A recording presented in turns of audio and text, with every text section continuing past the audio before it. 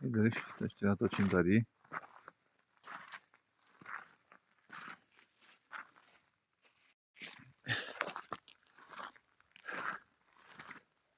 Ahoj lidi, je 4:02 a my vycházíme ze základního tábora na vrchol sopky Pico del Teide na ostrově Tenerife. Začínáme v 2200 metrech a máme se vyšplhat až nějakých 3715 metrů nad mořem. Zásoby máme, vyspaní moc nejsme. Cesta jsem zabrala 2 hodiny od ubytka, tak, ale měsíček vzadu je Azuro, jsme plní očekávání, samozřejmě i s respektem. Tak jdem na to, co? Táto, lásko moje?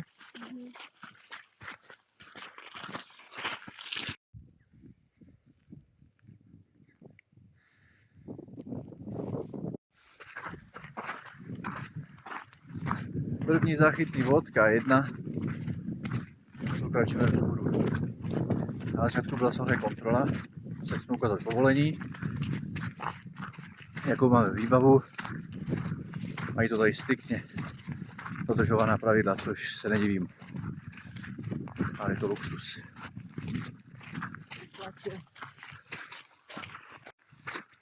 Měsíc svítí, je úplná jasná obloha. Kdybych vypl čelovku, tak jako bych ji měl zapnutou vlastně. Teď ji mám, abyste tam je viděli, ale jinak zatím se jde bez ní, takže fakt krásný úplněk nad Pico del Teide.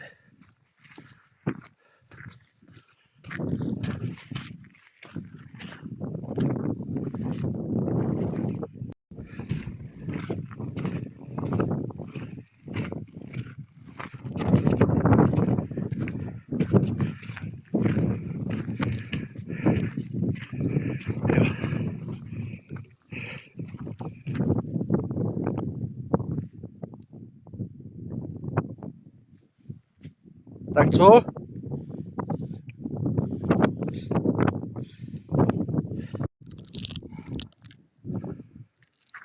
Rovná pauza na doplnění tekutin.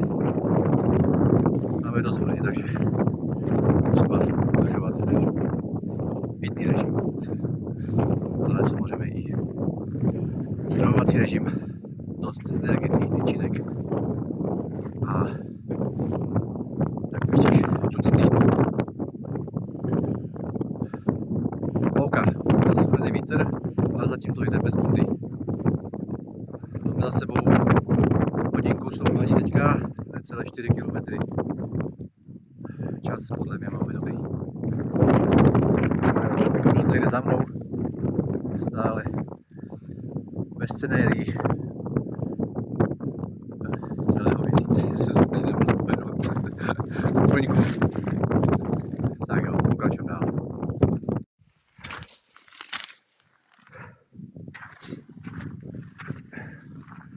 Další rozcestí.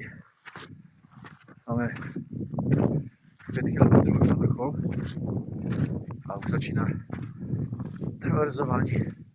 Jsme na úpatí sopky. No teďka to byla taková širší sopečná cesta. Teď se to změnilo na úzký chodníček.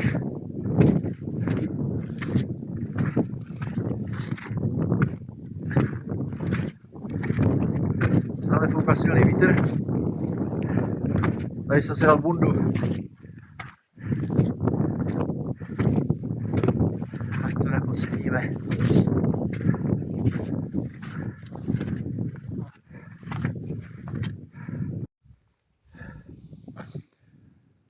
Zastávka. Pravidelně čekáme. Už jsem pomalu tak už dýchá. Občas se hlava zatočí, tak zpomalíme. 6:07. tak namaluj svítání. Wow, to je bomba. Výškové vůbec nevím, v kolikátý jsme. Ale máme ještě takových, nevím, 200 výškových na vrchní stanici lanovky, co tady jezdí. A potom ještě dalších 200 na vrchol. Krása.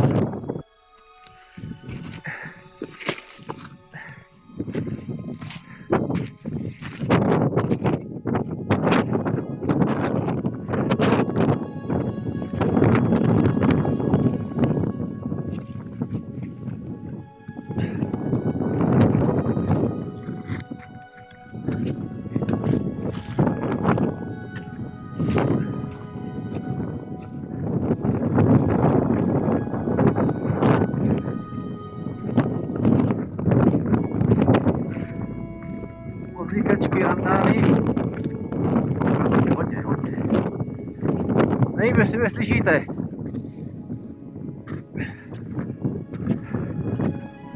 Ale zatím to stojí za to.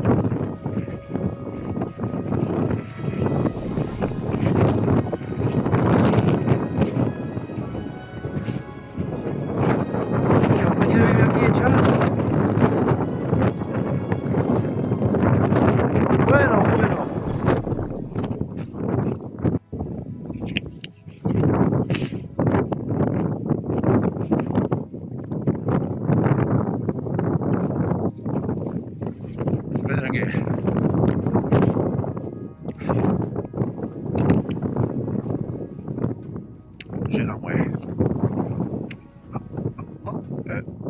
Ježiš.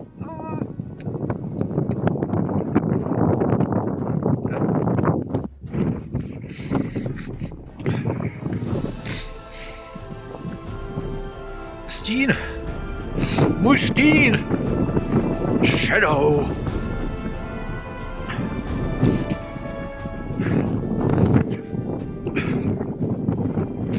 No, za pár metrů bychom měli být na vrcholové stanici La Rambleta, což je nějakých 3,5 výškových.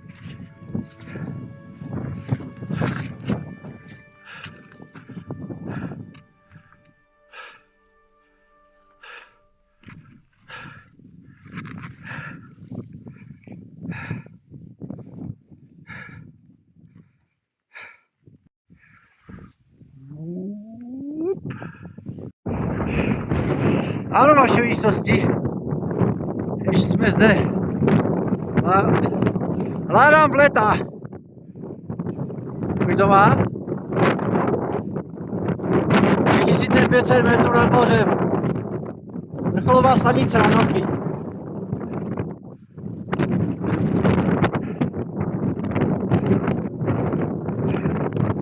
Boží. Boží? Ne? Cože? Tlačí pod kořen, třeba abych možná. Stoupáme na vrchol. Už je tu ten vzduch poznat. Tak vždycky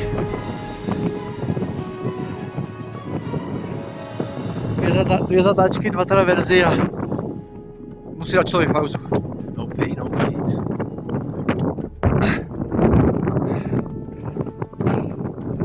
Krůček po krůčku.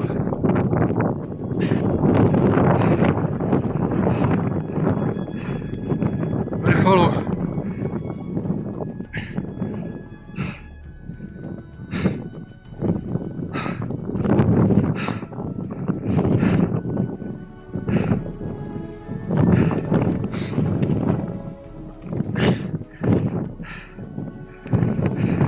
Vždycky udělat pár kroků, pevných kroků. Ten vítr, ten fakt raduje. Teď jsem potkal dva, co šli z vrchu a říkali, že náře to je mega větrné. Člověk se občas musí držet těch bočních skal.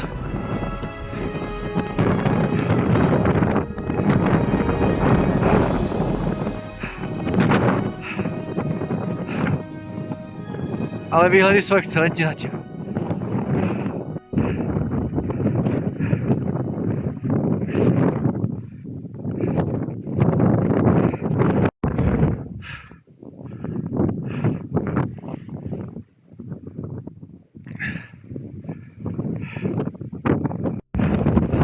Zase dalších 50 kroků a pauza. To se nezdá. Jinak jsou ty nohy už slabší a foukne vítr. Člověk letí raz, dva. Ale vrchol mám na dohled, což si myslím, že budou táhle. Kde jsme? Tamhle. Jsou řetězy.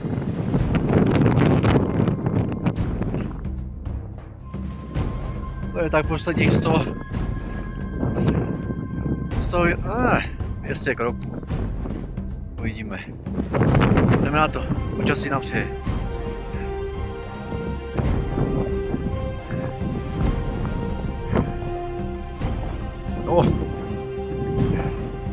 Slyším to tady sírou. Je tady nějaký horký pramen někde. Sama síra, ale vážně.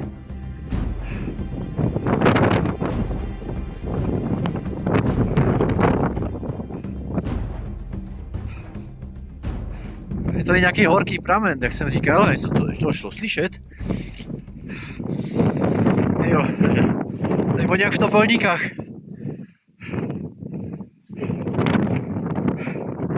Wow.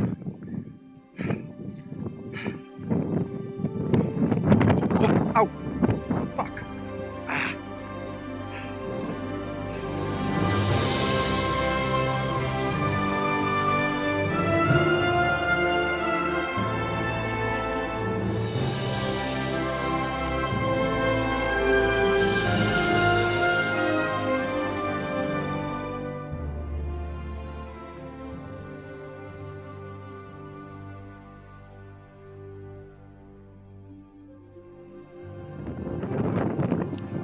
Kodel to jde 3715 metrů nad mořem.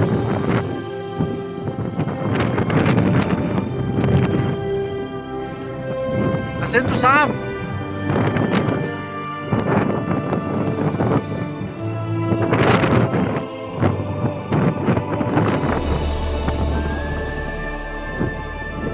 Výhledy stojí za to.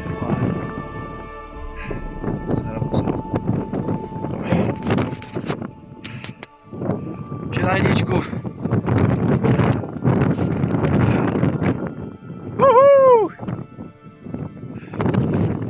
Tímto bych chtěl poděkovat celé své rodině, protože se složili na dovolenou s mojí ženou a